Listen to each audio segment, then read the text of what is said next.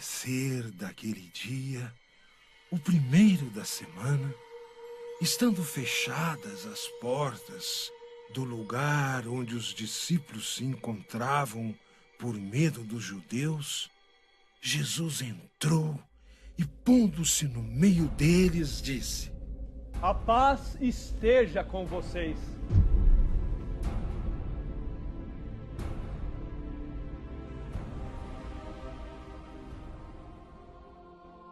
Depois dessas palavras, mostrou-lhes a mão e o lado. Então os discípulos se alegraram por verem o Senhor. E novamente Jesus disse: A paz esteja com vocês. Como o Pai me enviou, eu envio vocês. Depois de ter dito isso, soprou sobre eles e disse: Recebam o Espírito Santo.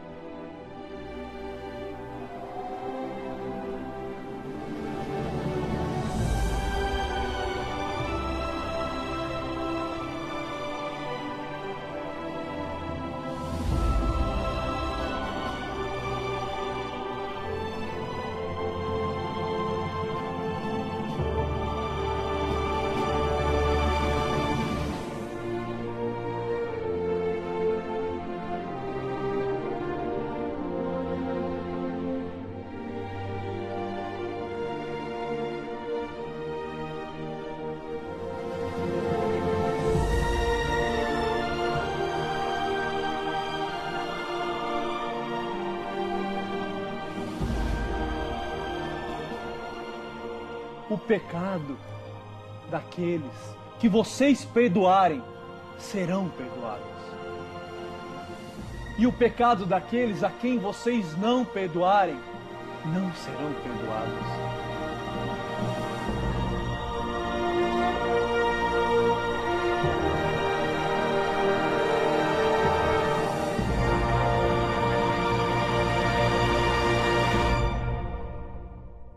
Tomé, chamado Dídimo, que era um dos 12, não estava com eles quando Jesus veio. Os outros discípulos contaram-lhe depois: Nós vimos o Senhor. Mas Tomé lhes disse: Se eu não vir a marcas dos pregos em suas mãos, se eu não puser o dedo nas marcas dos pregos e não puser a mão no seu lado, eu não acreditarei. A paz esteja com vocês.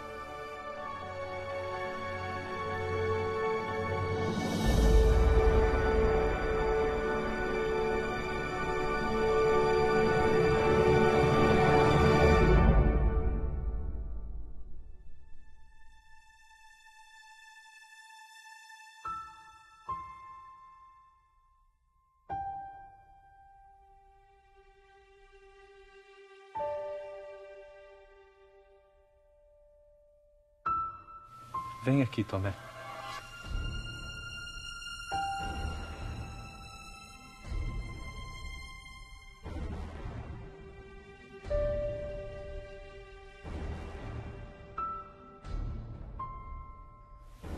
Coloque o dedo na minha ferida, Tomé.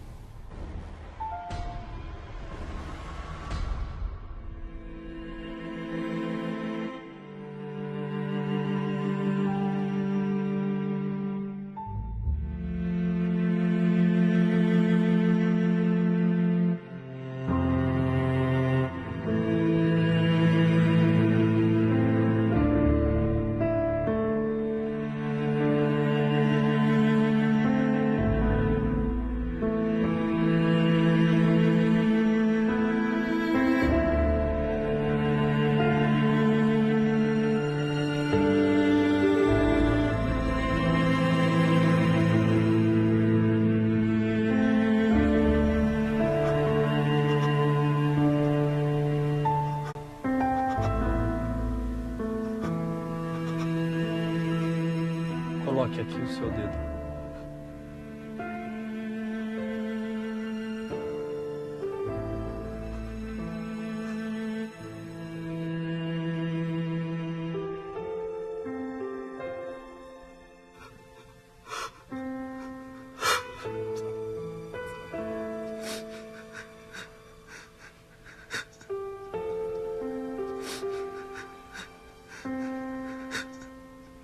Tomé, estenda a sua mão e coloque aqui no meu lado.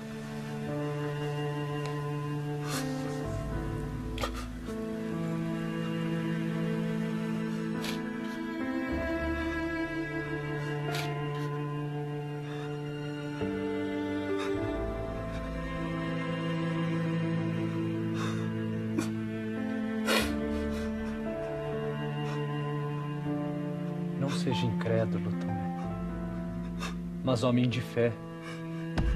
Meu Senhor e meu Deus,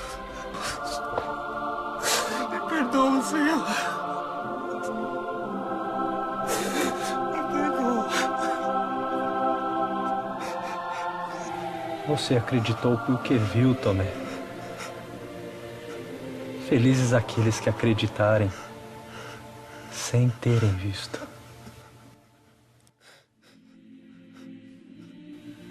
Me perdoa, Senhor. Perdoa.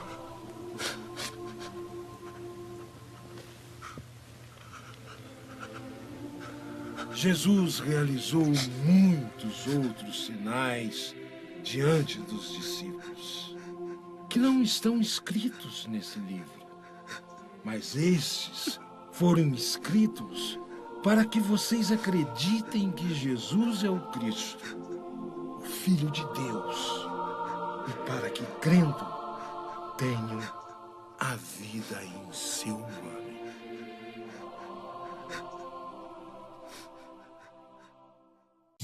Uma boa noite a todos. Nós estamos dentro da oitava Pascal. Estamos celebrando este dia que se estende como um único e grande dia por uma semana, né? Por isso celebramos sempre a Páscoa do Senhor. E o próximo domingo nós vamos celebrar o segundo domingo da Páscoa. E naquele domingo também, né, nós também celebramos a misericórdia, o segundo domingo de Páscoa. Era o primeiro dia da semana. O contexto, que começa no capítulo 20, inicia com esta mesma frase: no primeiro dia da semana. O que acontece naquele primeiro dia da semana? Este primeiro dia da semana começa já cedo. Maria Madalena vai ao sepulcro de madrugada, quando ainda estava escuro, e vê que a pedra fora retirada do sepulcro. Corre então e vai a Simão Pedro e a outro discípulo que Jesus amava, e lhes diz: retiraram o Senhor do sepulcro e não sabemos onde o colocaram. Aqui a narrativa que a página do Evangelho que nós escutamos hoje na missa, no dia de hoje, diz que os chefes pagaram os soldados uma boa quantia para dizerem que os discípulos tinham roubado o corpo. E disseram: se chegar ao ouvido do governador, nós vamos dar um jeito nisso. Nós vamos confirmar a versão de vocês. Então eles fizeram assim, e diz o evangelista, né? Termina o evangelho dizendo: e até hoje, sabe que o evangelista não escreveu exatamente naqueles dias que aconteceu estas coisas. Então ele diz: até hoje, entre os judeus tem o boato de que os discípulos de Jesus roubaram o corpo de Jesus. Maria Madalena, que vai naquele primeiro dia da semana, Maria Madalena que vai, encontra o sepulcro aberto, vazio, corre e vai dizer a Simão: retiraram o corpo do sepulcro e não sabemos onde o colocaram. Pedro saiu então com os outros discípulos e se dirigiram ao sepulcro. Os dois corriam juntos, mas o outro discípulo correu mais depressa que Pedro e chegou primeiro ao sepulcro. Inclinando-se, viu as faixas de linho por terra, mas não entrou. Então chega Simão Pedro, que o seguia, e entra no sepulcro. Vê as faixas de linho por terra e o sudário que cobria a cabeça de Jesus. O sudário não estava com os panos de linho no chão, mas enrolado em lugar à parte. Então entrou também o outro discípulo que chegara primeiro ao sepulcro, e viu e creu, pois ainda não tinha compreendido que, conforme a Escritura, ele devia ressuscitar dos mortos. Os discípulos então voltaram para casa. Maria estava junto ao sepulcro, de fora, chorando. Enquanto chorava, inclinou-se para o interior do sepulcro e viu 2 anjos vestidos de branco, sentado no lugar onde o corpo de Jesus fora colocado, um à cabeceira e outro aos pés. Disseram-lhe então: mulher, por que choras? Ela lhes diz: porque levaram meu Senhor e não sei onde o puseram. Dizendo isso, voltou-se e viu Jesus de pé, mas não sabia que era Jesus. Jesus lhe diz: mulher, por que choras? A quem procuras? Pensando ser o jardineiro, ela lhe diz: Senhor, se foste tu que o levaste, dize-me onde o puseste e eu o irei buscar. Jesus lhe diz: Maria. Voltando-se, ela lhe diz em hebraico: Rabuni, que quer dizer mestre.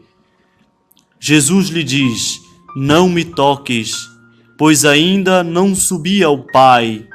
Vai, porém, a meus irmãos e dize-lhe: subo a meu Pai e vosso Pai, a meu Deus e vosso Deus. Maria Madalena foi anunciar aos discípulos: vi o Senhor e as coisas que ele lhe disse. Então, este é o contexto. É o primeiro dia da semana, é um domingo. Este é o contexto, estas coisas já aconteceram desde cedo, de madrugada. E aqui, agora, chegamos à página do Evangelho que nós vamos escutar. É à tarde, não mais de manhã, estas coisas foram de manhã cedo, e agora já é de tarde. Lucas faz-nos ver o que já está acontecendo à tarde. Lucas faz um relato dos discípulos de Emaús, e ele faz um relato justamente daquilo que está acontecendo na tarde daquele primeiro dia. Por isso que o evangelista Lucas diz: eis que 2 deles viajavam nesse mesmo dia para um povoado chamado Emaús, a 60 estádio de Jerusalém, e conversavam sobre todos esses acontecimentos. Quais acontecimentos? Estes acontecimentos que aconteceram pela parte da manhã cedo, de madrugada. Então, não só sobre estes, mas também sobre tudo o que aconteceu naqueles 3 dias que antecedem este domingo. Bom, já dá para perceber, tanto lá quando Lucas começa a narrativa, quanto aqui, onde João começa a narrativa, que estes acontecimentos parecem não ter feito, parece que esses acontecimentos não geraram nada no coração dos discípulos. Todas estas coisas aconteceram também lá, os discípulos de Emaús vão dizer: agora já faz 3 dias que todas estas coisas aconteceram. Estava falando da paixão, da entrega e tudo. Faz 3 dias que estas coisas aconteceram. É verdade que algumas das mulheres nos deram um susto esta manhã. Elas chegaram em casa dizendo que viram anjos e que estes disseram que ele tinha ressuscitado, mas a ele ninguém viu. Vai ver que estavam com sono, era de madrugada, estavam escondidas, meio assustadas. Sabe que elas estavam fazendo uma coisa que era uma coisa ilícita fazer. Por isso era de madrugada, porque também tinha os guardas que vigiavam o túmulo, não? E aí vai ver que o medo, o desejo de encontrar o Senhor, todas estas coisas somadas fizeram as pobres coitadas variarem um pouco. E aí elas dizem que viram anjos, mas ele mesmo ninguém viu. Aqui aparece diversas vezes nestes relatos uma palavra, que é justamente a palavra ver. E diz que depois que Madalena foi lá no sepulcro, que ela viu que Jesus não estava, chegou aos discípulos e disseram: retiraram o corpo do sepulcro e não sabemos onde o colocaram. Pedro saiu correndo com o outro discípulo, mas o outro correu mais do que Pedro e chegou primeiro do que Pedro.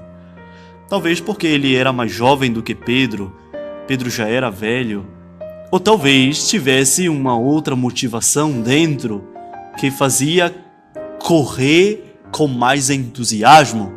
Talvez ele lembrou, assim que Madalena falou, ele lembrou e corre para atestar aquilo que lembra no coração. E talvez isso o impulsione com mais força para frente. Pedro talvez não ligou as coisas, apenas ouviu uma informação de que o corpo não estava, e talvez Pedro não corre tanto, talvez imaginando: meu Deus, vai dar bronca esse negócio aí desse corpo ter desaparecido, né?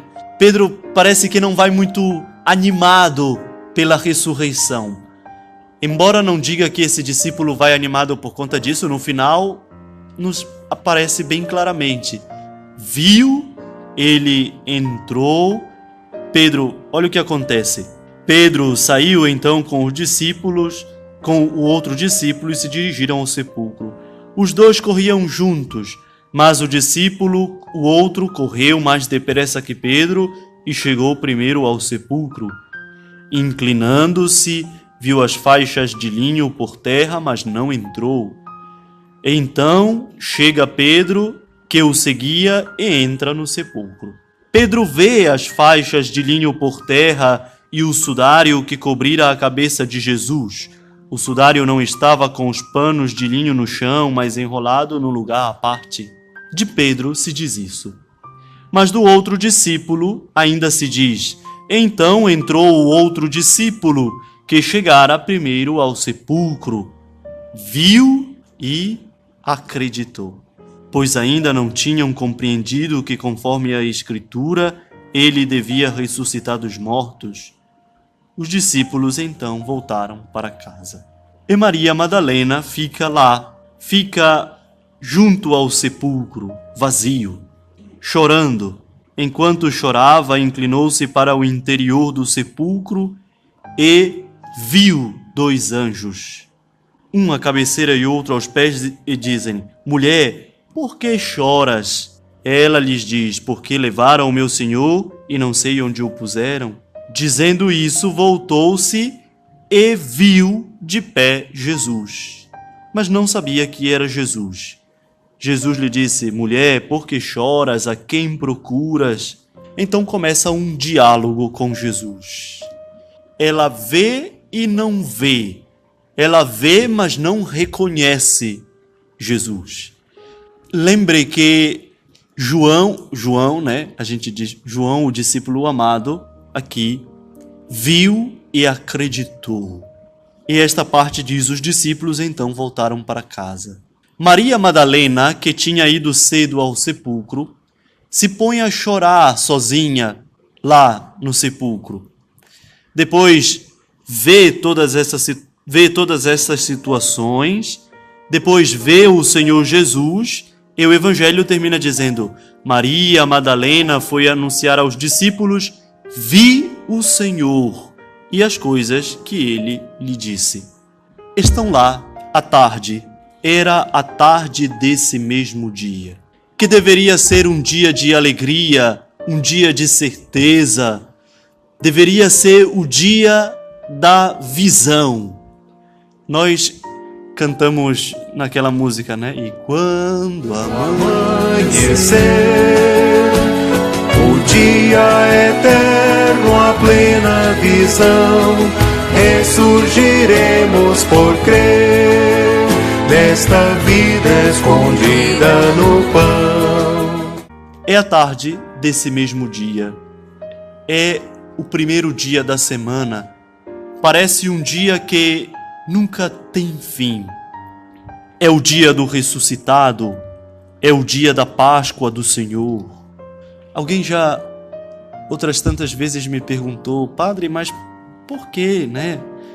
Vocês sabem que a tradição protestante pegou dos hebreus a questão do sábado, né? Vocês sabem que vem dos hebreus a questão do sábado e que a tradição protestante pegou, copiou, né? Vocês sabem que o protestantismo é um pouco de mistura de muita coisa. Talvez nem tanto o protestantismo, mas o neopentecostalismo, vocês sabem que é uma mistura de muita coisa. Não sei se vocês sabem, por exemplo, né? Mas aquele pastor, dono da igreja, como é o nome do dono da Igreja Mundial do Poder de Deus? O Valdomiro, né? Esse ano inventou o Domingo de Ramos. Ele lá com os ramos e tudo, não sei o quê. Sexta-feira Santa tem amanhã o pé da cruz, né? Um dia desse, alguém me parou e disse assim, com muita tristeza, disse que morava com adventistas do sétimo dia. E aí, todos da família são adventistas. Só essa moça aqui, ela é católica. E aí, ela disse que estava meio se sentindo pressionada e tudo mais. Meio perseguida, na verdade.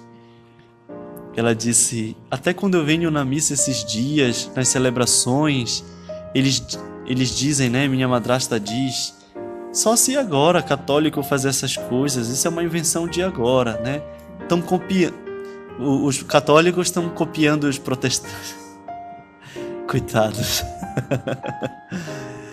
É porque eles estão dizendo que nós estamos inventando a quinta, a sexta-feira santa, né? O domingo de Páscoa, estas coisas todas, estas grandes celebrações que a gente está inventando porque a gente está perdendo o fiel. Além de é ignorante em todos os sentidos, né? É ignorante na fé, é ignorante na história. Ela nunca nem talvez tenha lido um livro de história. O cristão, você sabe que os hebreus guardam o sábado. Os hebreus. Vocês sabem que os muçulmanos guardam a sexta-feira. E nós, cristãos, guardamos o domingo. O domingo é o dia do Senhor. O domingo é o dia santo para nós. O domingo é o dia do ressuscitado. O domingo é o dia do vivente, daquele que vive. Este é o dia, cantamos no Salmo, né? Ontem. Este é o dia que o Senhor fez para nós. Alegremo-nos e nele exultemos. Este é o dia não só do Senhor, mas é o nosso dia. É o dia do cristão, é o dia da fé. Por isso, quando lhe perguntarem por que é o domingo, não tem nada a ver, diga: tem a ver sim. Domingo é o dia do ressuscitado. Domingo é o dia do vivente. Domingo é o dia de Jesus ressuscitado. Não é o sábado que está na Bíblia. Não sou judeu. Sou cristão. Se eu fosse judeu, certamente guardaria o sábado. Se eu fosse muçulmano, certamente guardaria a sexta-feira. Mas sou cristão, por isso guardo o domingo. Este é o dia sagrado para nós. Por isso, o domingo é o dia do ressuscitado, é o dia da comunidade. Por isso, é no domingo que nos reunimos para professar a fé no ressuscitado. É no domingo que nós nos reunimos como comunidade para viver esta fé. Tanto é verdade que nós sempre professamos a fé. Qual é o dia que nós rezamos a profissão de fé? Domingo! Vocês rezam dia de segunda-feira? Quando vocês vão à missa, se diz, creio em Deus Pai Todo-Poderoso. Não. Na terça, na quarta, na quinta. Não, só no domingo. E claro, nas grandes solenidades, quando estas caem como grande festa dentro da semana, mas no domingo. É no domingo, porque é o domingo o dia da profissão de fé, é o domingo desta expressão de que o Senhor ressuscitou, é o dia da comunidade, é o dia da fé que é professada na comunidade. E fazemos isso todo domingo. Vocês sabem que para nós o domingo começa na tarde do sábado. Por isso, nas vésperas do sábado, quando começa a parte da tardinha do sábado para frente, para nós já é domingo, é um único dia. Por isso, quando você vem à noite de sábado na missa, é a missa do domingo, porque é domingo. Não é sábado, é domingo. Aquele grande dia que começa ao entardecer, né? Vocês sabem que na cultura judaica, os dias eles não começam meia-noite para frente. É a cultura ocidental, né? Meia-noite para frente é outro dia sempre. Lá é ao entardecer. Então, quando já começa a escurecer e tudo, já é um outro dia para eles. Se conta assim. E para nós ficou apenas para o grande dia, o domingo, o dia do Senhor. É só este dia que nós contamos, claro, liturgicamente, não é no relógio. No relógio a gente não tem como fazer, né? Mas liturgicamente é só este dia que a gente conta assim. A partir da tarde do sábado já é domingo para nós. E vai embora o domingo até a meia-noite de domingo.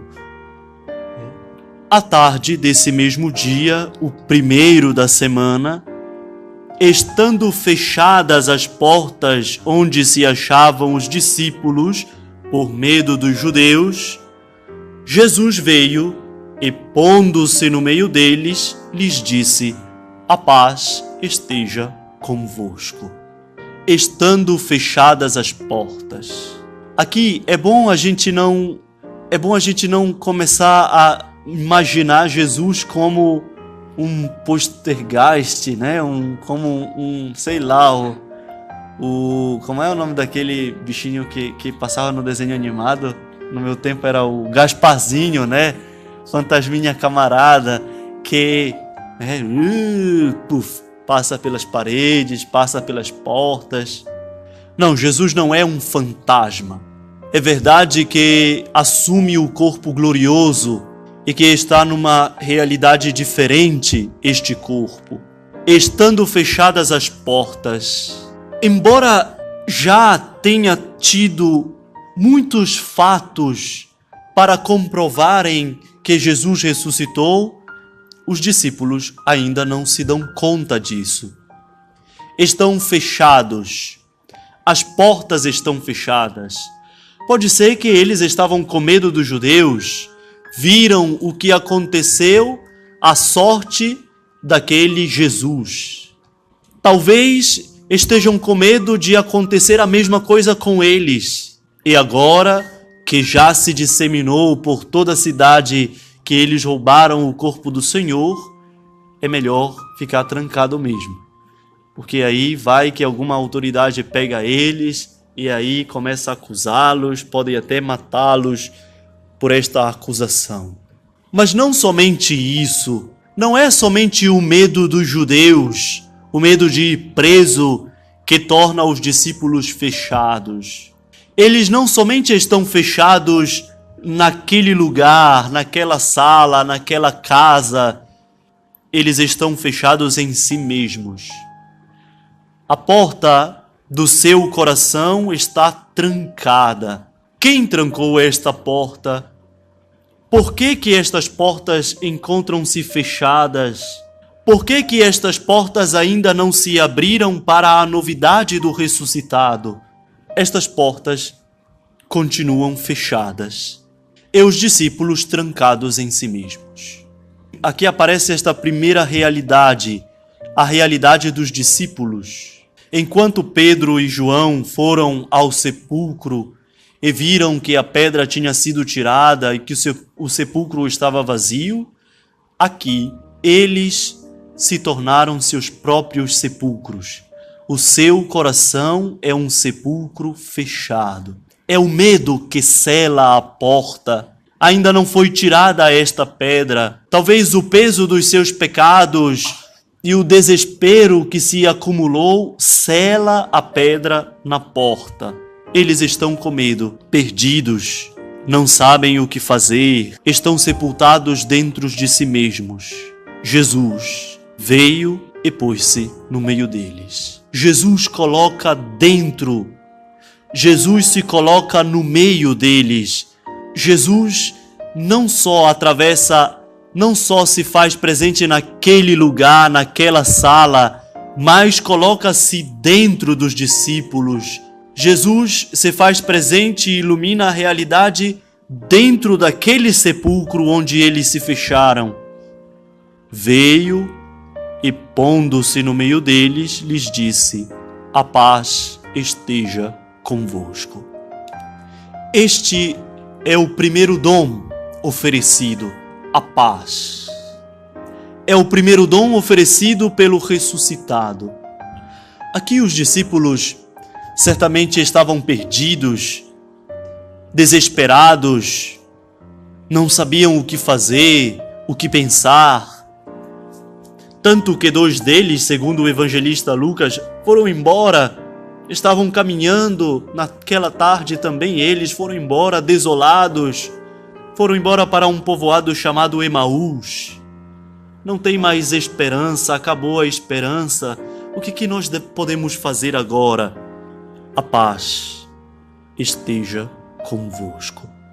O Senhor lhes oferece a sua paz.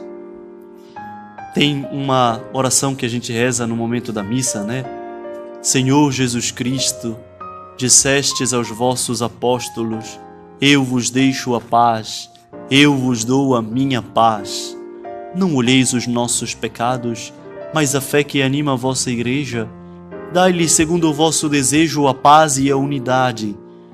É como se nós estivéssemos suplicando: Senhor Jesus Cristo, dai-nos a paz. Não olheis aquilo que nos fecha em nós mesmos. Não olheis aquilo que nos encerra dentro do nosso próprio sepulcro, mas concede-nos a paz, a tua paz. Este é o primeiro dom oferecido aos discípulos. E o ressuscitado é quem oferece: a paz esteja convosco. É verdade que poderíamos dizer, é o ressuscitado a fonte da paz. Mas poderíamos pensar, qual é a fonte da paz? A paz esteja convosco. Qual é a fonte da paz? Quando nós pensamos em paz, pensamos em quê, afinal de contas? Quando você pensa em paz, você normalmente pensa o quê? Seja verdadeiro. Sossego, harmonia, alegria, felicidade. Quando eu digo assim, se eu dissesse assim: nossas cidades estão violentas, né? E se eu dissesse: vocês querem paz em Castanhal? Você remete a paz a quê? A uma ausência. Mas a paz não é uma ausência. todas as vezes que você pensa na paz, você não pensa sempre na ausência de alguma coisa? É verdade ou não é? Quando você diz, não, eu quero estar em paz, ou então eu quero paz, você normalmente pensa na ausência de alguma coisa. Na ausência de guerra, na ausência de briga em casa, na ausência de barulho, na ausência de violência, na ausência da maldade. Não é assim? Então nunca tereis paz. Porque se a paz é sempre a ausência do mal, neste mundo então está ralada. Porque a paz não é a ausência destas coisas. A paz, ao invés de ser ausência, é presença. Quando o Senhor Jesus oferece aos discípulos a paz e diz, a paz esteja contigo, não disse, gente, calma. E por que você está nervoso? Olha, eu vou fazer aqui, vou dar o Espírito Santo para vocês agorinha mesmo, e aí vou fazer uma mágica, e aí os poderosos aqui de Israel, os chefes, vão esquecer. Quando você sair daqui da porta lá para fora, eles vão olhar para vocês, não vão nem lembrar o que foi que aconteceu. Ou então disse, gente, calma, olha, não vai acontecer nada com vocês não. Não vão perseguir vocês não. Eu vou fazer alguma espécie de mágica, alguma coisa, vai ser tranquilidade total. Mas o Senhor ofereceu a paz como um dom. A paz esteja convosco. O que é a paz, afinal de contas, então? Solucionar os problemas? O que vocês dizem? O que é a paz, afinal de contas? Será que receber a paz seria a solução de todos os nossos problemas? A paz esteja convosco. Ao dizer isso, depois de ter se colocado no meio deles, Jesus diz, a paz esteja convosco. Tendo dito isso, mostrou-lhes a mão e o lado. Os discípulos então ficaram cheios de alegria por verem o Senhor. Ele lhes disse de novo, a paz esteja convosco. O que é a paz? Vem de onde a paz? A paz, já vimos, não é a ausência do mal. Embora Jesus tenha dito aos discípulos, a paz esteja contigo, ao colocar os pés para fora foram perseguidos. Mas isso não queria dizer que não tinham paz dentro de si. E foram perseguidos, daqui em diante serão perseguidos dia após dia. Mas isto não significa que não tiveram paz dentro de si. E não significa dizer que não sofreram nenhum dia sequer. E não quer dizer que Pedro e João não foram arrastados até a escadaria do templo e dado 40 chibatadas. E não significa que, tendo recebido a paz como dom do ressuscitado, todos os discípulos, não significa que Estevão não foi apedrejado. Não significa que Tiago não foi jogado de cima do pináculo do templo.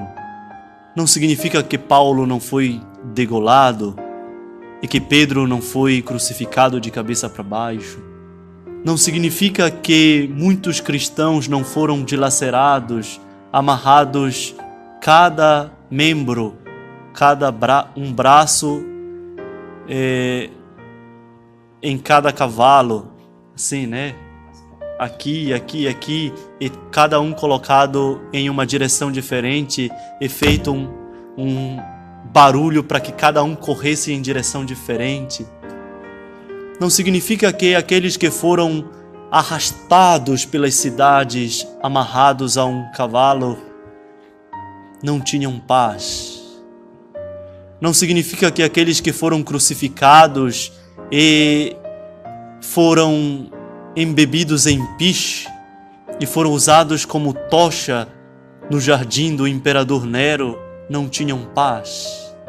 Não significa que aqueles que foram jogados aos leões, embora toda aquela tribulação, não tivessem paz. Não significa que aqueles que foram jogados foram vestidos de ovelha, com pele de ovelha e jogados aos cães ferozes, não tinham paz dentro de si. A paz. De onde nasce a paz? A paz está mesmo dentro do coração, mesmo nos momentos mais difíceis. Na verdade, como um dom oferecido pelo ressuscitado, ela se fará mais cintilante, mais brilhante, mais viva neste tempo. A fonte da paz é aquele que dá a paz. A fonte da paz é o ressuscitado. Só Ele pode oferecer a paz. Só Ele é garantia de paz, porque só Ele é garantia de que venceremos todo o mal. Porque só Ele é garantia de que vencemos a morte e o pecado. Ele, o ressuscitado, aquele que morreu e agora vive. Ele é garantia de que a morte foi vencida e de que ela não nos engolirá. Ele que venceu o pecado, Ele é garantia de que o nosso pecado não nos devorará. Ele é o vivente. Ele é a garantia da paz. De que nada acaba com a violência ou com o pecado, de que nada acaba assim com a morte, mas Ele vive. Por isso, o ressuscitado é a fonte da paz, é o que oferece a paz, é o garantidor da paz. Sem Ele não haverá paz.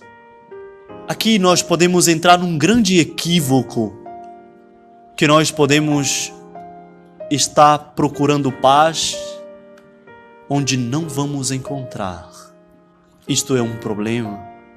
É como Pedro, no Jardim das Oliveiras, que puxou da espada e decepou a orelha do soldado.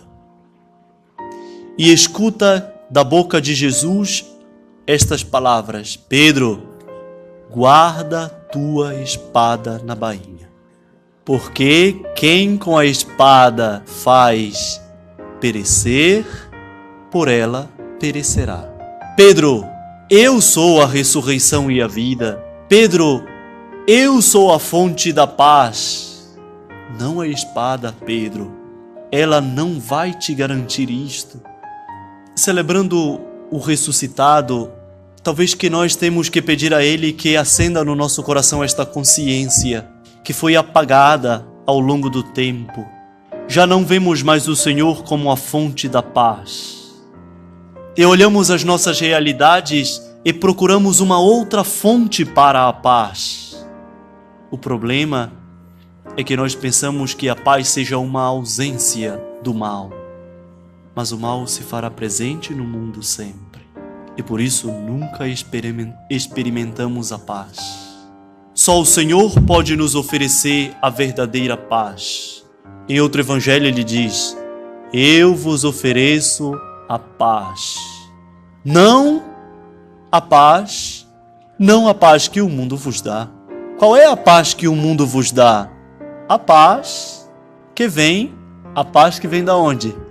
Você sabe que no tempo do Império Romano havia um momento chamado momento de paz no Império. Quando o Império conseguiu se consolidar por toda parte, conseguiu conquistar vários territórios. É um período na história chamado pelos próprios romanos de Pax Romana. É o período da paz romana. Roma governa todos os lugares. Tudo está sob o poder romano. Roma manda e desmanda. Qual é a paz romana? É a paz do poder, é a paz da força. Então, se há uma revolta, os soldados vão lá, matam todo mundo e controlam a revolta. O império está em paz. É por isso que vocês sabem que a província onde Pôncio Pilatos era governador era uma das mais problemáticas. Ninguém gostava daquela província. Nem Pôncio Pilatos gostava daquela província. Era uma das províncias mais problemáticas. Sabe por que eles acusaram Pôncio Pilatos, dizendo: se não condenas este homem, não és amigo de César? Sabe qual era o medo de Pilatos? Uma revolta. A todo custo deveria se manter a paz romana. E Pilatos estava com medo de uma revolta.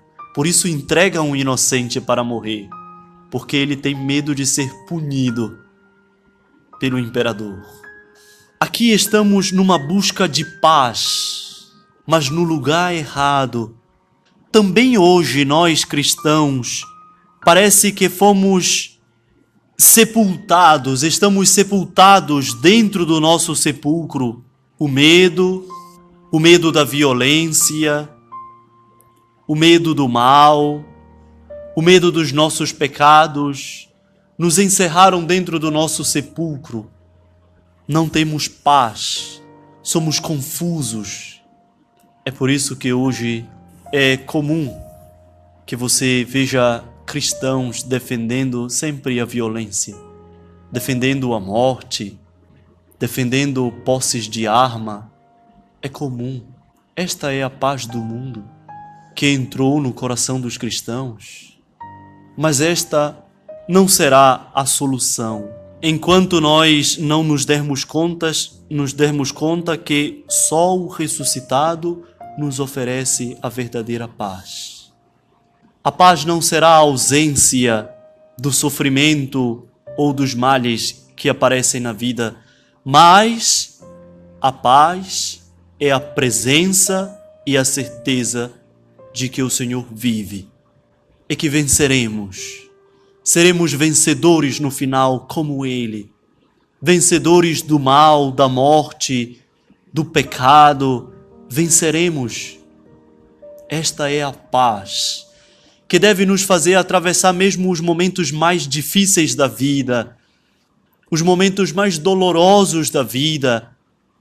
Ainda que seja um dia necessário ser crucificado de cabeça para baixo, ou ainda que seja preciso nossas carnes serem jogadas para as feras, ainda que seja necessário sermos degolados, perseguidos, explodidos, como no Sri Lanka, aqueles que participavam da celebração da Páscoa do Senhor. A paz é uma realidade inalterada, é uma realidade intocada. O mal não pode simplesmente tocar e transformar a paz. Por isso devemos pedir ao Senhor que tenhamos a paz dentro de nós. Esta presença, esta certeza. Vocês acompanharam o que aconteceu no Sri Lanka, né? Mas não devem tirar a nossa paz, porque a nossa paz é o ressuscitado. E Ele venceu a morte. E Ele vive para sempre. E Ele não morre mais. Esta é a nossa paz. Como o Pai me enviou, também eu vos envio. Veja como há uma diferença. Jesus se coloca no lugar que é o lugar. Veja, primeiro o sepulcro era o lugar da morte, porque era o sepulcro que continha o corpo do Senhor. Mas o Pai o ressuscitou, e agora o sepulcro está vazio. Agora são os discípulos que estão sepultados, são eles que estão mortos dentro do seu medo, da sua confusão, da sua desesperança. São eles que estão sepultados, mortos. Então o Senhor diz: a paz esteja convosco. Por 2 vezes, a paz esteja convosco. Tendo dito isso, mostrou-lhes as mãos e o lado. É bonita esta cena, porque aqui no começo não foi pedido a ele nada, mas ele simplesmente se coloca, dá o dom da paz e mostra suas mãos e o seu lado. Por que Jesus mostra suas mãos e o seu lado? O que é que tem nas suas mãos? O que é que tem no seu lado? As marcas, os sinais. A paz esteja convosco, e mostra as mãos e o lado. É Ele mesmo, é aquele que estava conosco, é aquele que estava pendurado na cruz, é aquele que nos atrai em seu amor. Por que estas marcas não sumiram? Vocês sabem que Jesus não ressuscitou do mesmo modo, né? Como era antes. Por isso que eles não reconhecem Jesus quando o veem. Mas por que estes sinais permanecem? Por que estas marcas não desapareceram? São marcas de quê, afinal? São marcas da sua paixão. São marcas da sua entrega. São marcas do seu amor. E assim como o amor, estas marcas são eternas. Não podem se apagar, porque estas marcas são marcas do amor. O seu amor por nós não foi até a cruz, depois pronto, agora vocês vão se virar, tá? O seu amor é eterno. Suas mãos e o seu lado são provas do seu amor por nós. Por isso estas marcas são eternas. Estas marcas não desaparecem. São marcas que atestam. É a marca da sua entrega e é também a marca do nosso nascimento. Do seu coração traspassado pela lança, fez correr sangue e água. É o lado de onde nascemos. É a marca do nosso nascimento. É o lugar do nosso nascimento. Por isso, ele lhes mostra as mãos e o lado. É sinal também da cruz. Hoje em dia se prega muito um Cristo. Mas que Cristo é esse? Paulo diz: nós pregamos Cristo crucificado, escândalo para os judeus e loucura para os gentios. Se tem uma coisa que nós esquecemos ao longo do tempo, foi a cruz do crucificado. Esquecemos da cruz. Estamos sempre em busca de um Jesus glorioso, de um Jesus que vai fazer algum milagre, algum portento, algum prodígio. Pare de sofrer, é o slogan. Venha, que aqui terá bênção, terá unção, prosperidade. Pare. O problema é que em algum lugar esquecemos a cruz do Senhor e esquecemos as suas marcas de amor. Onde? Inventamos um Cristo totalmente novo para nós. Um Cristo que não experimentou a cruz. Um Cristo que não experimentou o sofrimento. Um Cristo prodigioso. Onde está a cruz do crucificado? Em algum lugar esquecemos. Por isso eu digo sempre, você tome sempre muito cuidado com quem lhe oferece um Cristo sem as marcas da cruz. Não é Jesus. Não se deixe enganar. Se alguém te oferecer um Cristo que não te mostra as mãos e o lado, se alguém te oferecer um Cristo que não tem as marcas da paixão, não aceite, não é o Senhor. Um Cristo muito imperialista, um Cristo muito sei lá, milagreiro, um Cristo que tudo dá, um Cristo que... Cuidado, pode não ser Jesus. Neste caso é melhor ser como Tomé.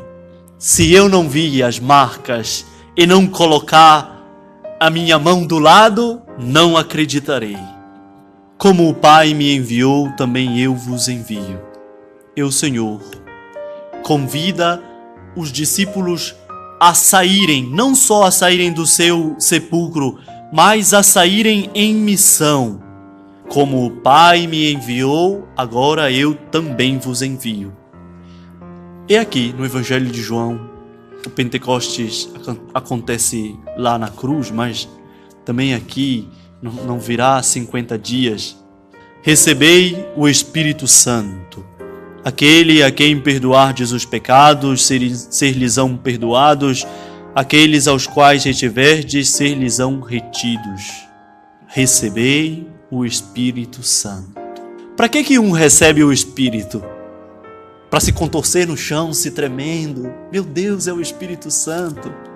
Para que um recebe o Espírito Santo? Para falar estranhamente? Para ninguém entender? Para que se recebe o Espírito Santo? Para ter poderes? Que nem uma vez uma mulher que, numa paróquia, que todo mundo tinha medo dela, que ela dizia que o Espírito Santo, ela olhava você e dizia, o Espírito Santo me falou, e contava todos os seus pecados. O Espírito Santo fofoqueiro. Não era o Espírito Santo, né? Tenha certeza que não era o Espírito Santo que contava para ela. Para que se recebe o Espírito? Qual é o dom do Espírito, afinal? O que o Espírito Santo gera em nós, afinal? Qual é a ação do Espírito em nós? Olha o que Jesus diz. Dizendo isso, soprou sobre eles e disse, recebei o Espírito Santo. Aqueles a quem perdoardes os pecados, ser-lhes-ão perdoados. Aqueles aos quais retiverdes, ser-lhes-ão retidos. Qual é a ação do Espírito em nós? O perdão é uma ação do Espírito. Ninguém perdoa por si mesmo. Ninguém de boa vontade diz assim, bom, não, eu vou. É uma ação do Espírito em nós. Uma vez eu fiquei meio... acho que eu já contei isso para vocês. Uma vez eu fiquei assim meio estranho, porque alguém disse assim, o fulano já... Você não vai perdoar o fulano e tudo mais? Disse, não vou perdoar não. Deus já perdoou ele, Deus já perdoou. Não, mas e você não vai perdoar? Não, quem perdoa é Deus. É verdade? Bom, até aí não há nenhuma mentira, mas colocar o ponto bem aí se torna uma mentira. O Espírito, o dom do Espírito, é o Espírito que, agindo em nós, faz nascer o perdão. O perdão é sempre um dom do Espírito. A capacidade de perdoar não é nossa, é do Espírito. A capacidade de perdoar vem de uma abertura do coração para o dom do Espírito. Por isso, às vezes, a gente pode dizer assim, eu não tenho condições de perdoar. Abra-se à graça do Espírito. É o Espírito em nós. De fato, não temos capacidade. Por nossas próprias convicções e força, não temos. Se nós formos contar pela nossa medida o perdão que o outro necessita, ou o perdão que às vezes eu mesmo necessito, é o Espírito. Abrir-se à graça do Espírito. Por isso é o Espírito que faz o perdão, que suscita o dom do perdão.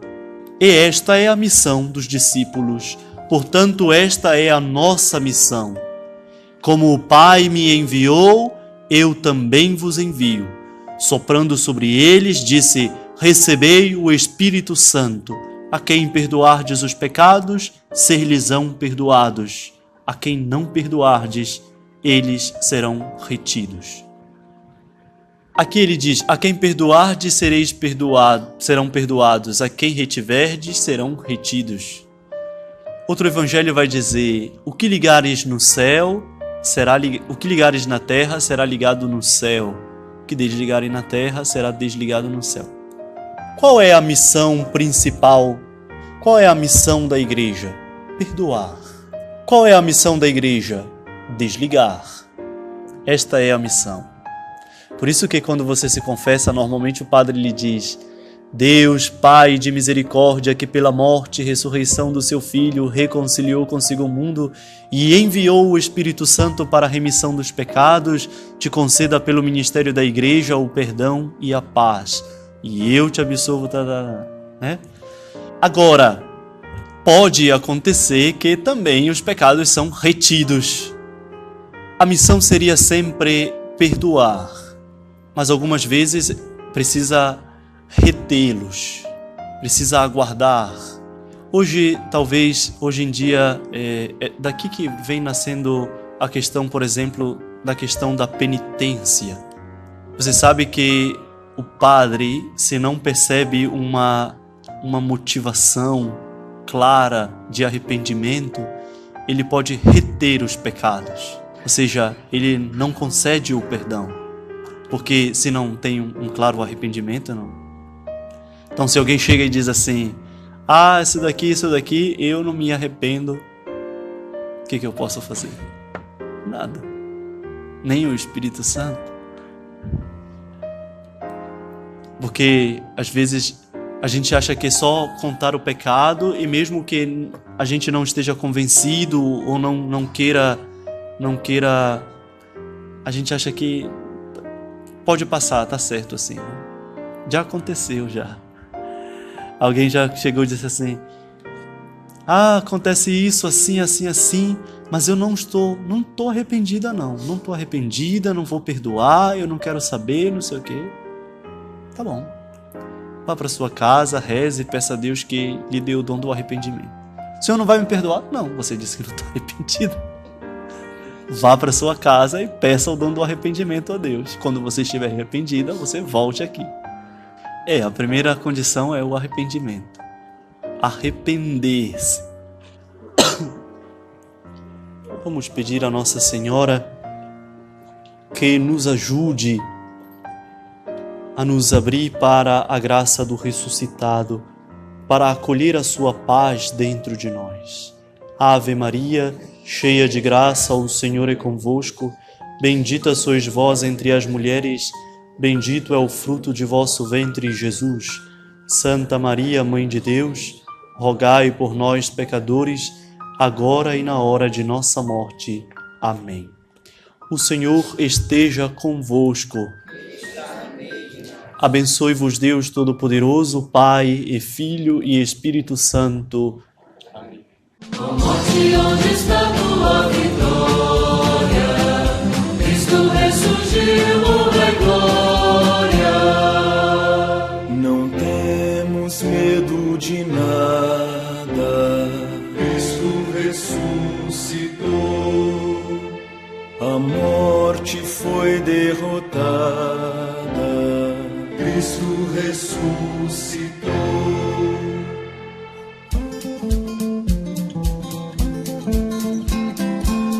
Ó morte, onde está tua vitória? Cristo ressurgiu, glória. As trevas foram vencidas. Cristo ressuscitou. Cadeias foram rompidas. Cristo